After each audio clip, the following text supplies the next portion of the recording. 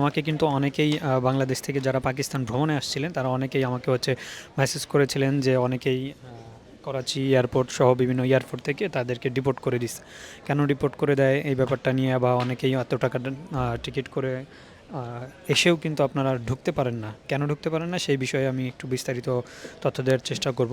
আমি দীর্ঘদিন পাকিস্তান ভ্রমণ শেষে যখন আমি আমার সেকেন্ড হোম কিরগিস্তানে ব্যাক করতেছিলাম, তো আমাকে কিন্তু করাচি ইমিগ্রেশনে মোটামুটি ভালো জেরা করে, 15-20 মিনিট জেরা করে। এরপরে হচ্ছে ইমিগ্রেশন শেষ করার পরেও, সিল দেওয়ার পরেও কিন্তু ওইখান থেকে বের হওয়ার সময় আমার পাসপোর্টটা আবার ইন্সপেকশনে নিয়ে যায়। মোটামুটি 2 ঘন্টা সেখানে ইমিগ্রেশনে পাসপোর্ট আটকে রাখে, দেন হচ্ছে আমাকেও জেরা টেরা করে, ফাইনালি ছেড়ে দেয় আর কি। সব কিছু ডকুমেন্টস ঠিক থাকার পরে ওনাদের ইমিগ্রেশন হেড যিনি ছিল উনি আর কি অ্যালাউ করেছে, দেন হচ্ছে আমি চলে আসছি। বাট আরেকজন বাংলাদেশি ছিল, বাংলাদেশি ভাই ছিল, ওনাকে আমি আগে থেকেই চিনি আর কি, তাজিকিস্তানে ওনার সাথে পরিচয় হয়েছিল, বাট ওনাকে কিন্তু ফ্লাই করতে দেয়নি।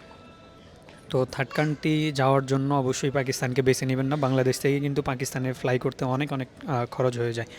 অনেক ক্ষেত্রে দেখা যায় 1,20,000-30,000 টাকার নিচে কিন্তু ফ্লাইটের টিকিট পাওয়া যায় না।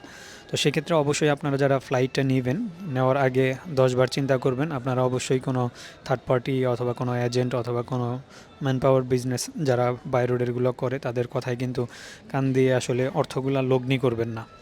এটা হচ্ছে আমার ক্ষেত্রে আমার যে বাস্তব অভিজ্ঞতা হয়েছে, বাস্তব অভিজ্ঞতাটা তুলে ধরলাম জাস্ট।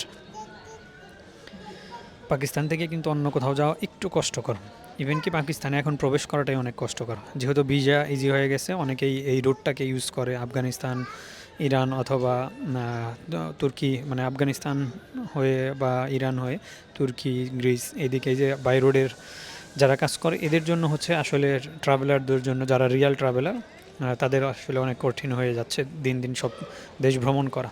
আপনাদের জন্য এটা একটা ছোট্ট বার্তা থাকলো।